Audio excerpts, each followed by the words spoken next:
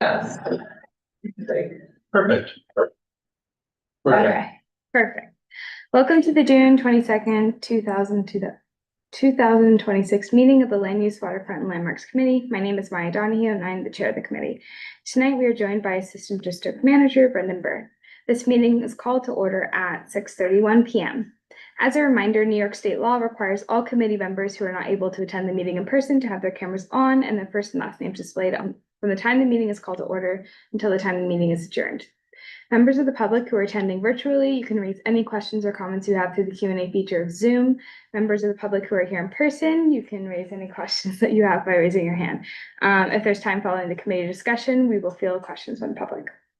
We need a volunteer for minutes, not Alec. He said it twice since we started the new year. So thank you, Tanya. You got that, Brendan? And then we'll now take attendance by the. Okay, committee members, I will call your name. Your name is called, please say present. I'll announce if there is quorum. Tanya Arias. Present. Jim Collins. Here. Maya Donahue. Present. Alex Militic. Present. Rich Mintz won't be with us tonight. Larry Shire.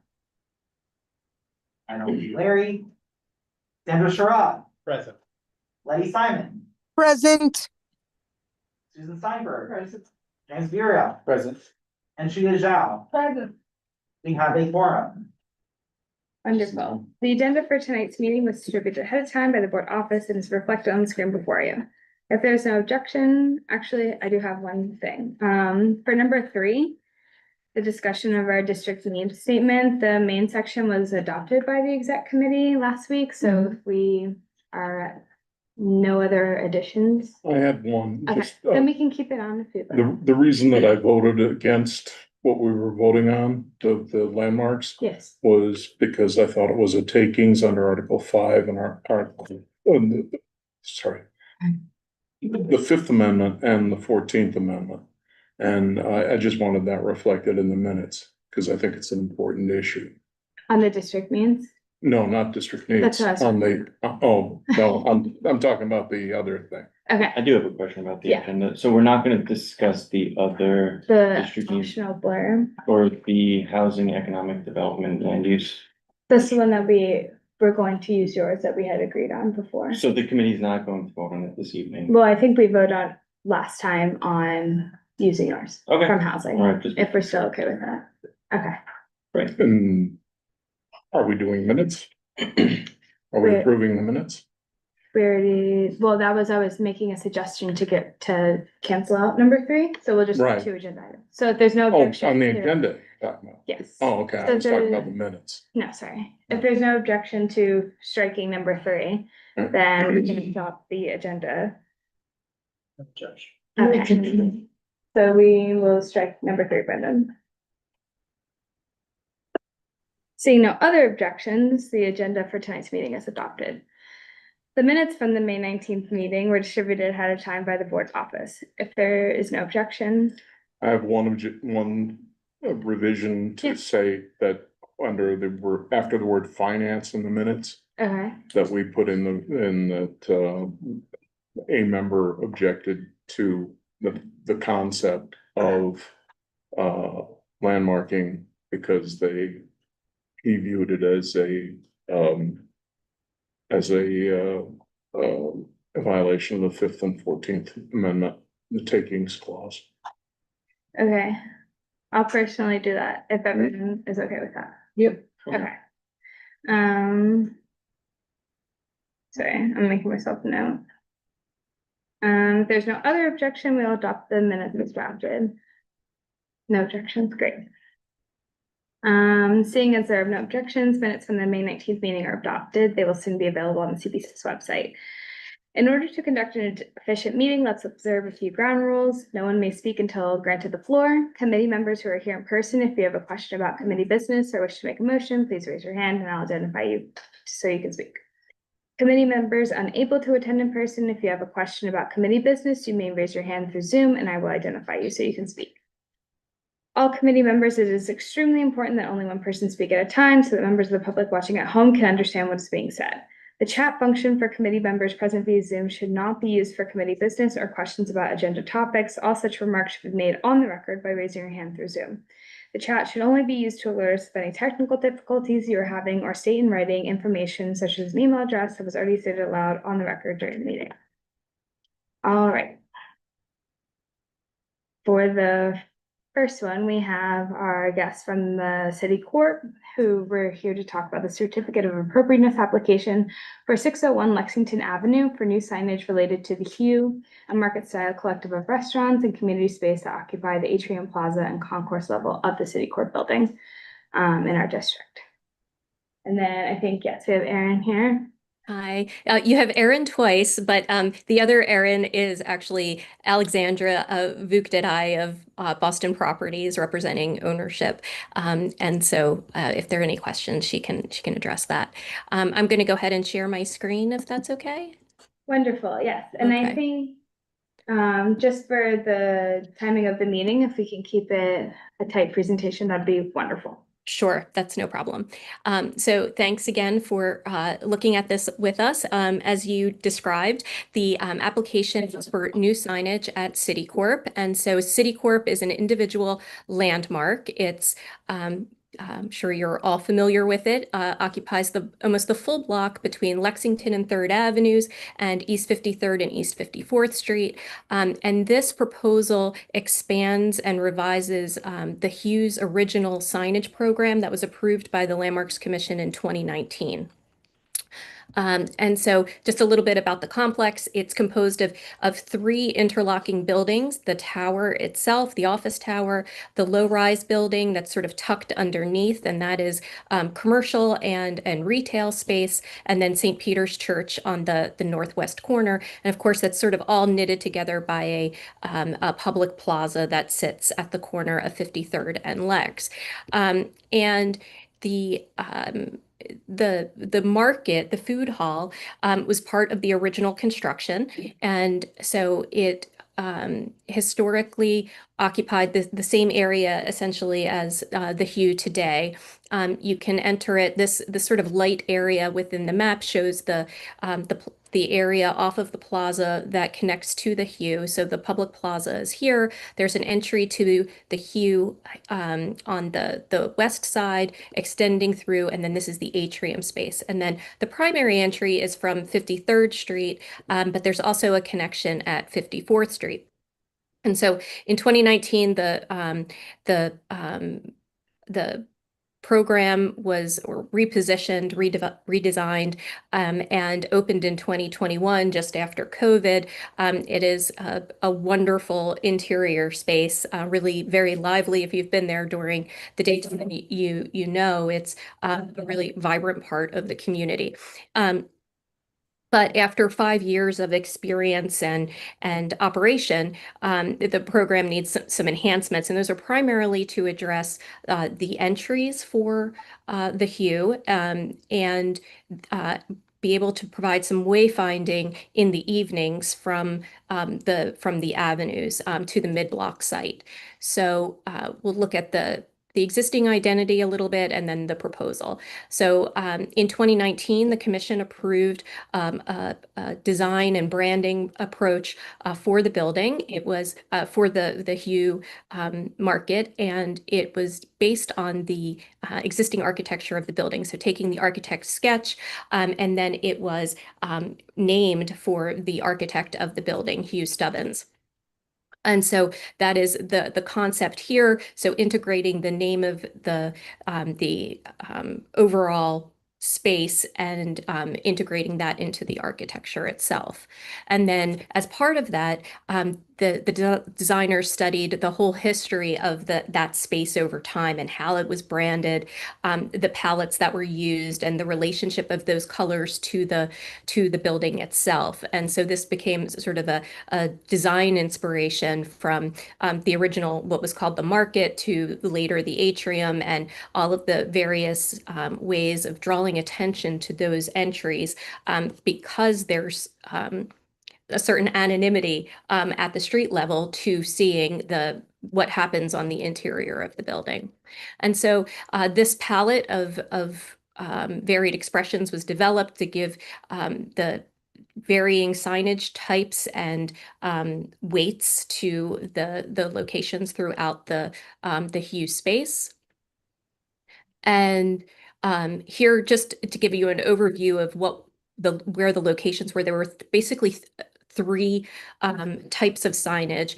The hue specific signage, like the branding of the hue and the directories. And then in yellow, you can see that those were restaurant specific. So individual establishments within the complex would have their own exterior signage in 4 different locations. Those are the yellow locations. And then the hue identity was the red, the red markers on the plan.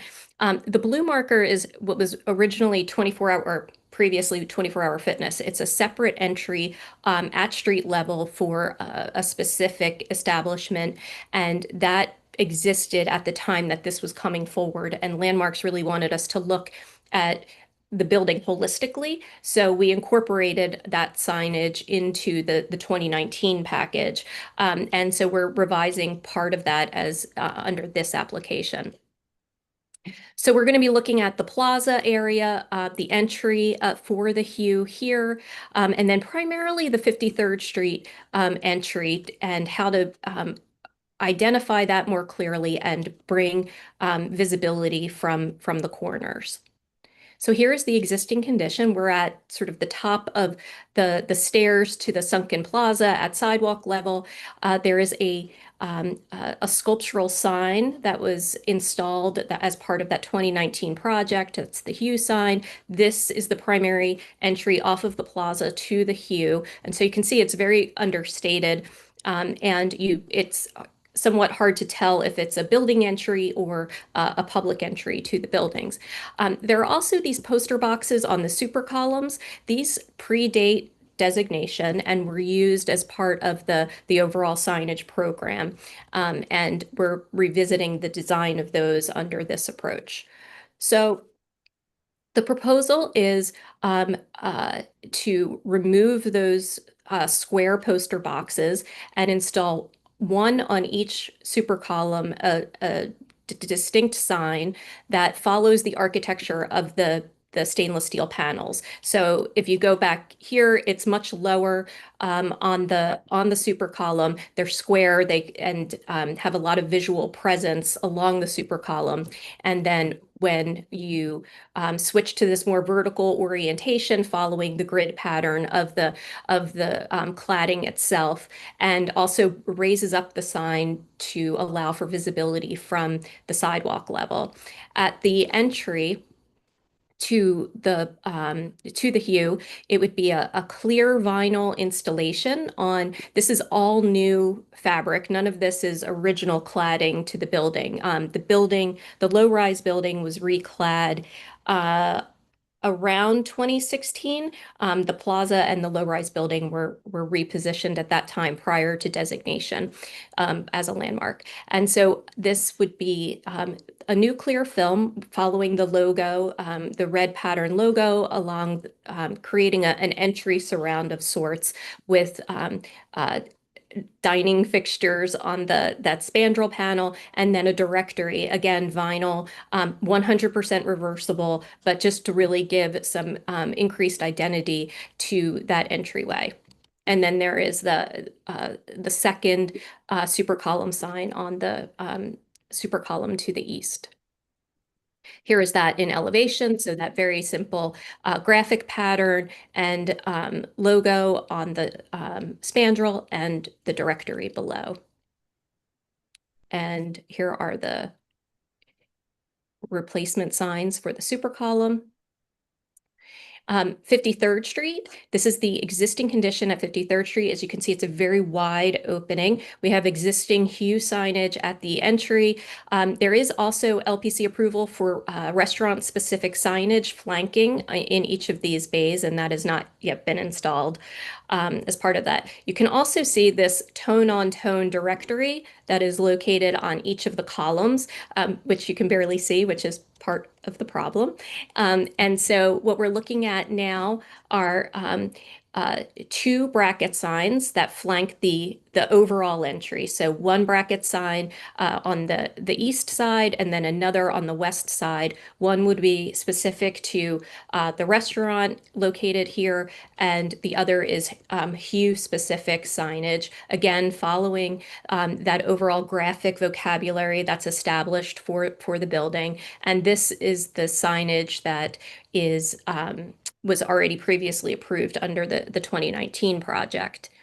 And so in elevation, we're looking at that bracket sign here and here. In the rendering, you can see this is illuminated. There's a light box that surrounds this entry, and the proposal is to add red film to that over that glazing so that it creates a red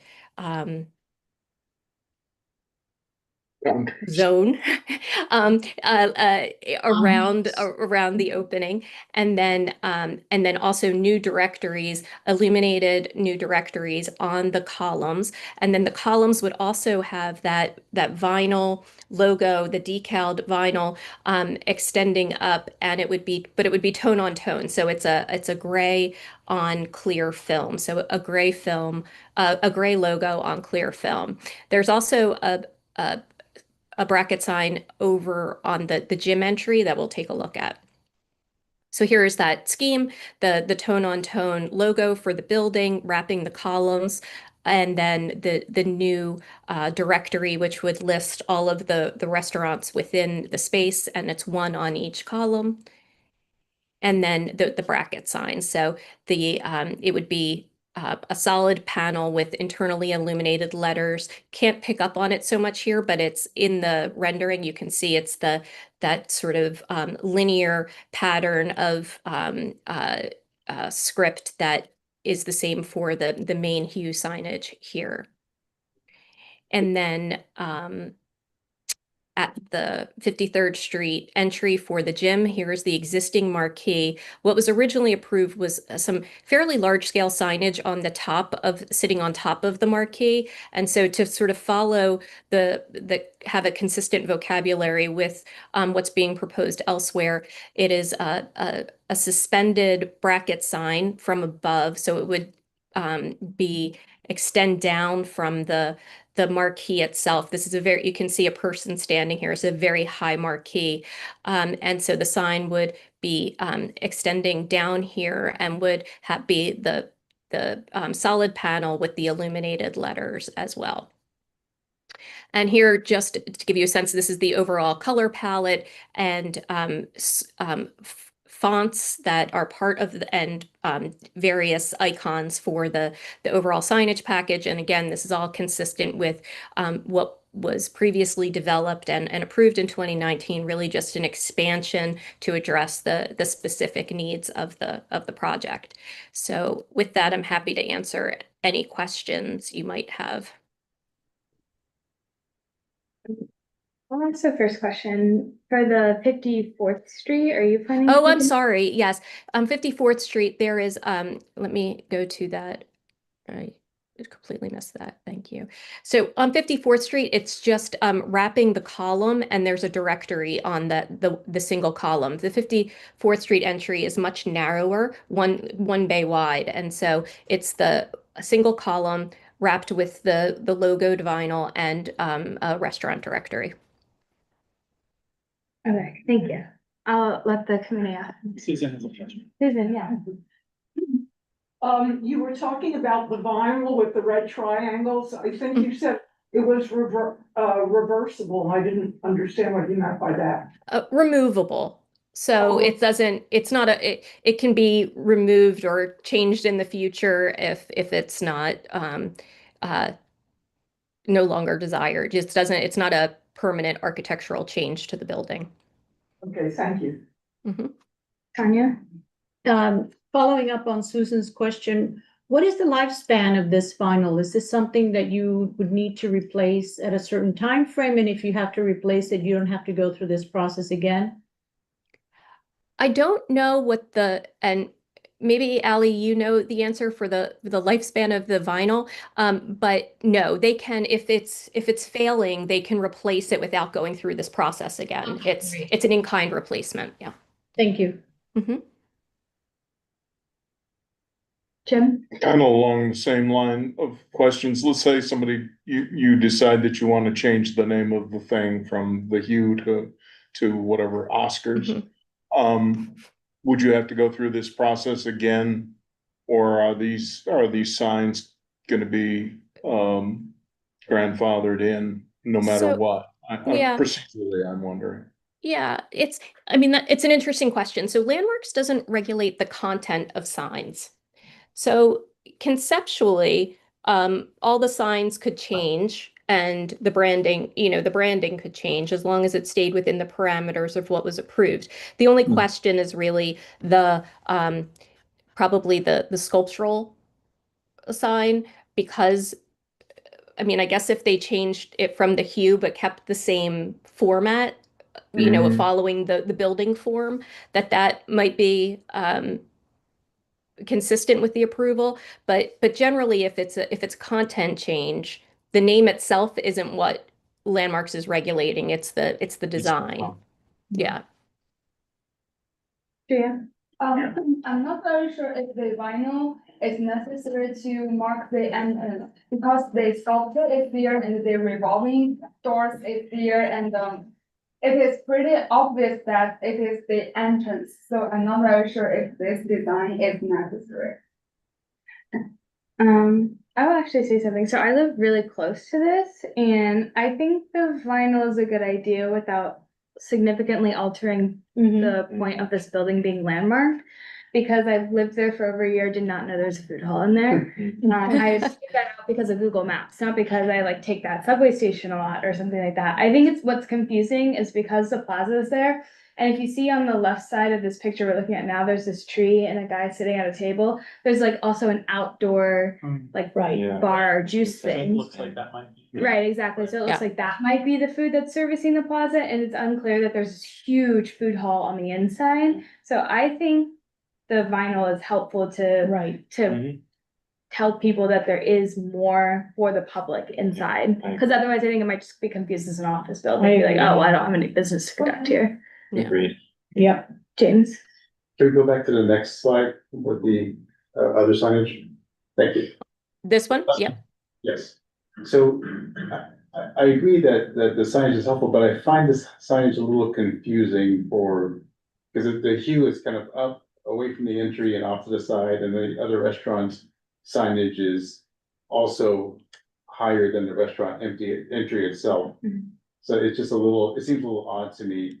And then the black sign that you have for restaurant A brings up this idea that, does it have to be black, or will that restaurateur be able to pick a color, and will that have to go through landmarks? The color can change, but I think the way that the approval from 2019 stands is that it's a limited palette, and that it would be the finishes are this red stainless and silver palette or gray palette, and that the logos could change, but the sort of baseline approach to the signage would be consistent. So you would use the same palette and materials, but your logo and font and everything could be specific to the brand. Restaurant A it's a little, let's see, maybe I'll go to the site plan. It'll help make a little more sense. So that restaurant A sign is here on this super column.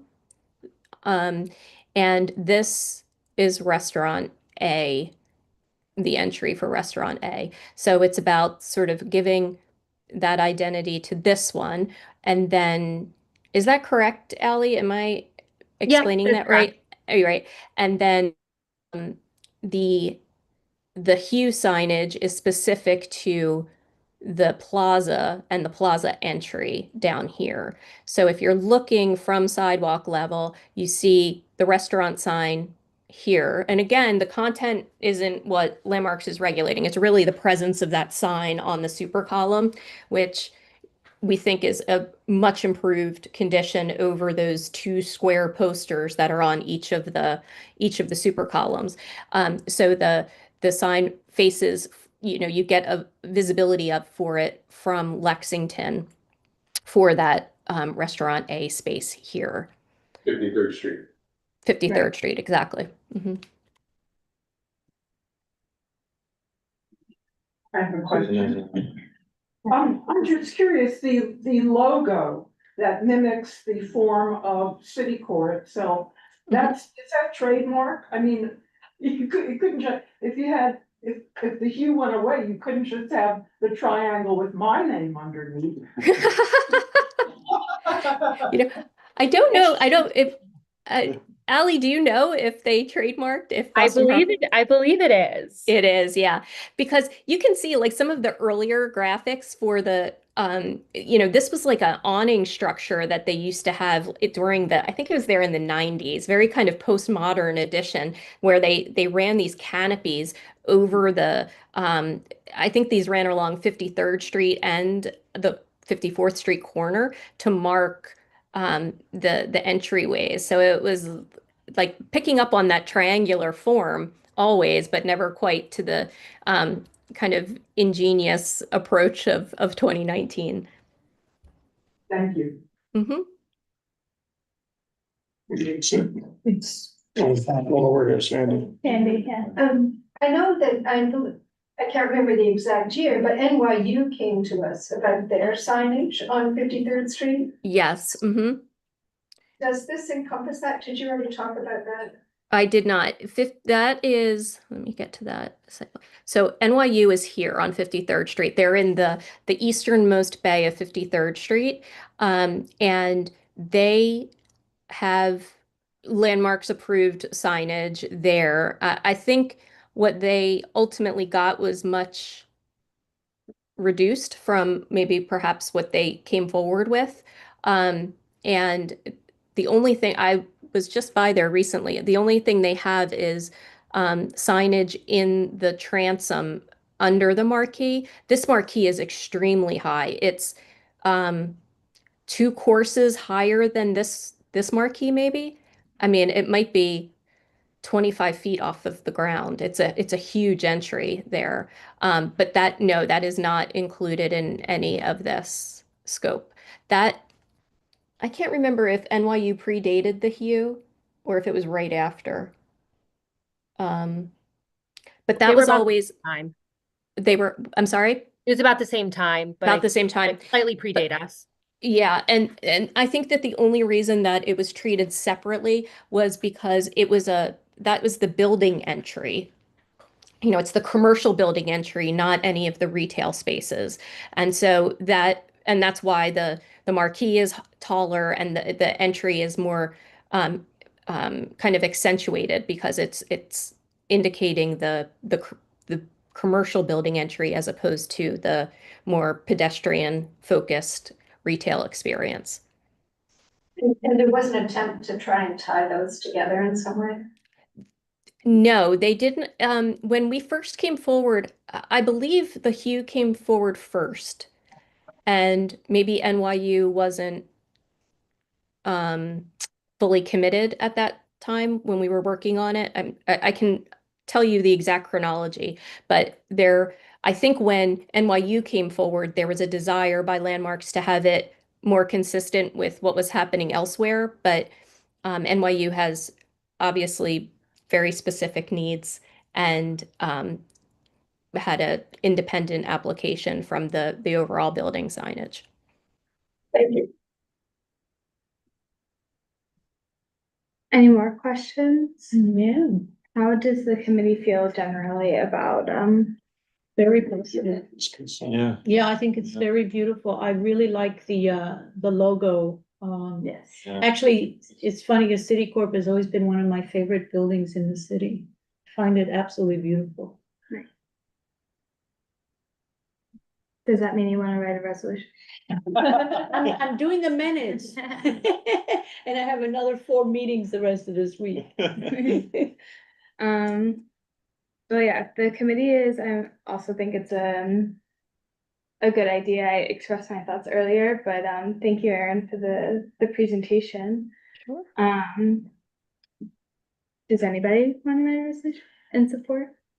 I'm sorry. I can run this. Okay, Do we need to take the vote? yes, we do, but I wanted to make sure I could lock somebody in first. Yeah, so if we're going to be writing a resolution in support, we should take a vote. We can do a show of hands. In favor of support. Wonderful. Unanimous. Unanimous. Thank you so much. Oh, Letty, do you have a question? She's in She's in support. favor. Oh, was voting. Thank you, Erin. Great. Thank you so much. Have a good evening. You.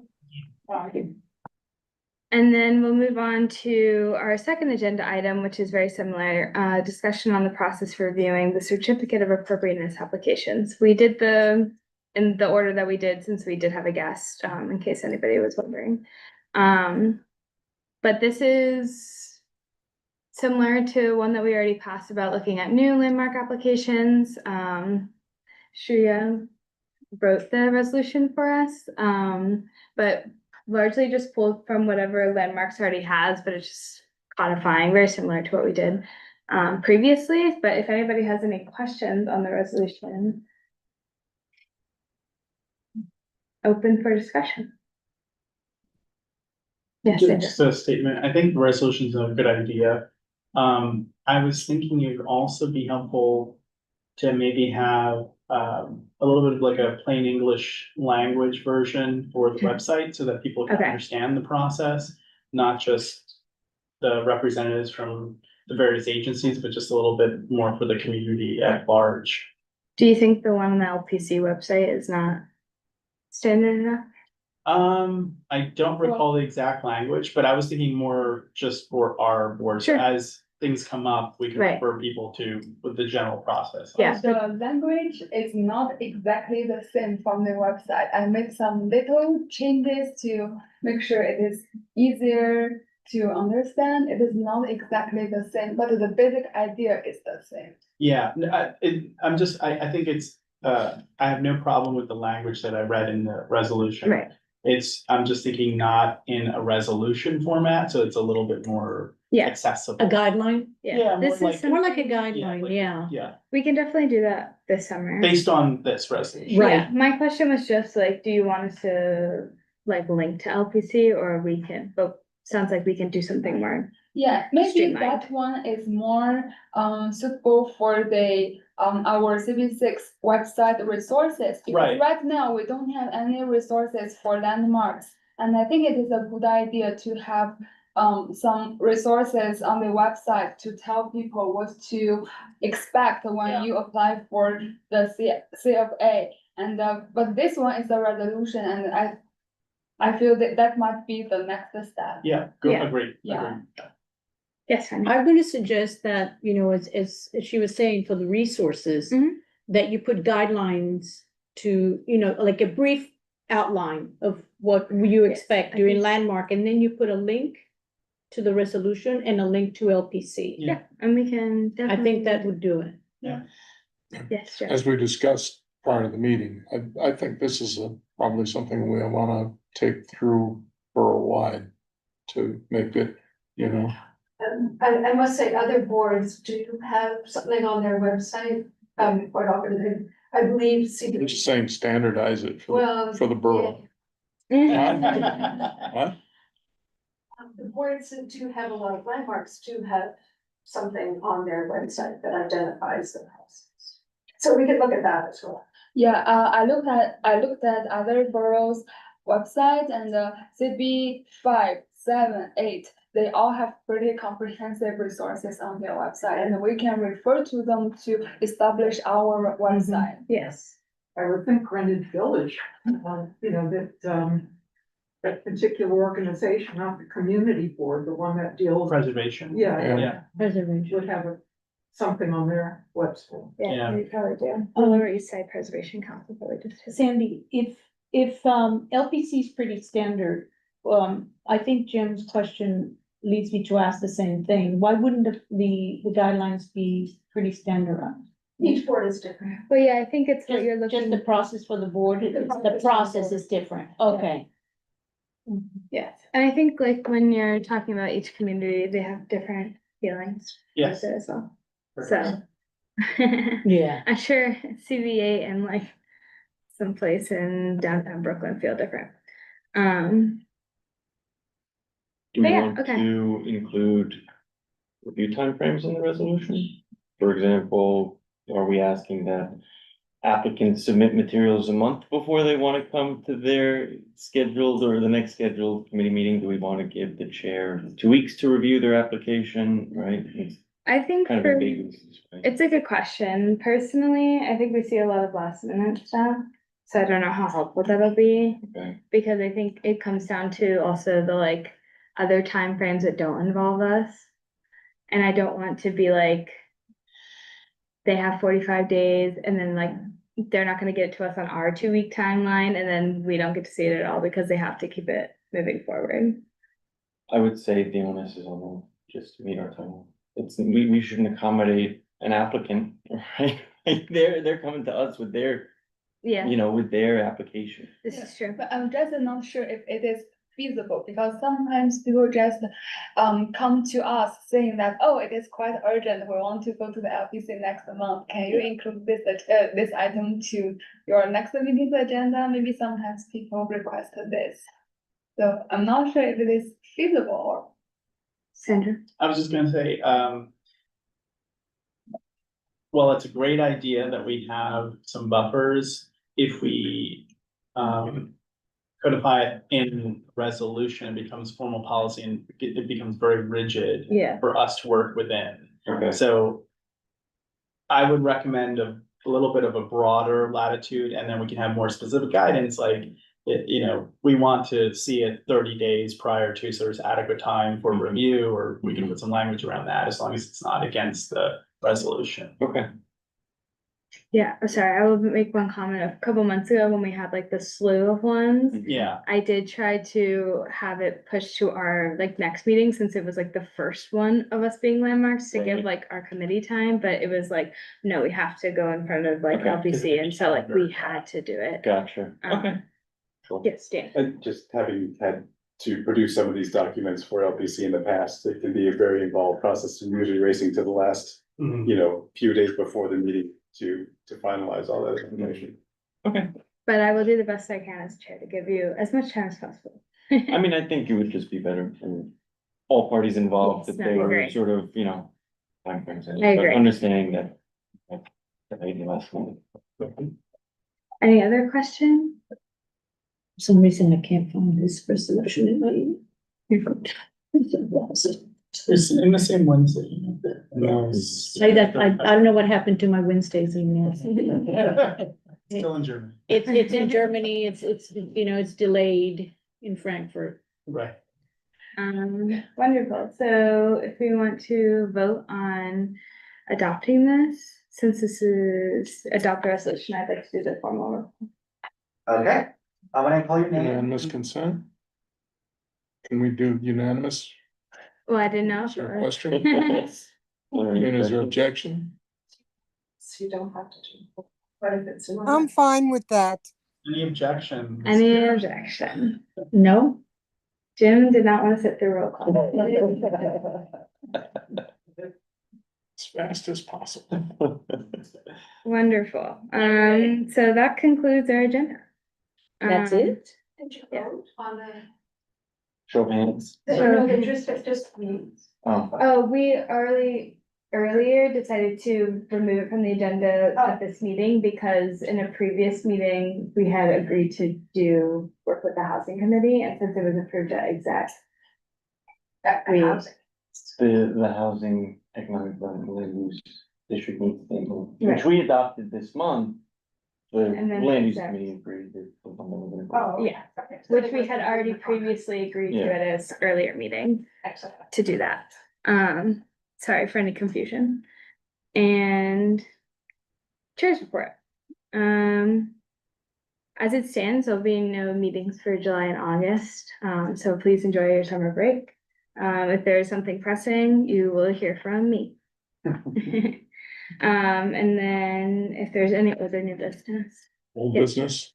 I just wanted to get an update from you as to the discussions with Carlina Rivera in the New York State Affordable Housing Yeah. about pressing forward. Perhaps they're assisting us in funding a 197C, not her, but her membership. Yeah, What kind of discussions you've had with her, what she said? I don't have any updates, but it's certainly something for the summer when we have more time. Pardon me? I don't have any more updates, but it's certainly something for the summer when I Okay. have more time. The other thing is, we might want to, you've got one now at the old men's shelter, which could be covered under a 197C as well as the one we've been talking about in Right. SBI. And if we might want to pursue it with the borough president, who can also adopt these things, push it out. But I think, you know, I think it's worthwhile. I Yeah. maybe have a bit of an update. We are trying to approach our elected officials because without their approval, according to what we've heard from George James, Mhm. that without their approval, it really don't go forward. So we're talking to our elected officials about both their decisions. Thank you, Joe. Yeah. Any other older new business? Okay, seeing no further business. Sorry, if there are no objections, we'll adjourn the meeting. No objection. No.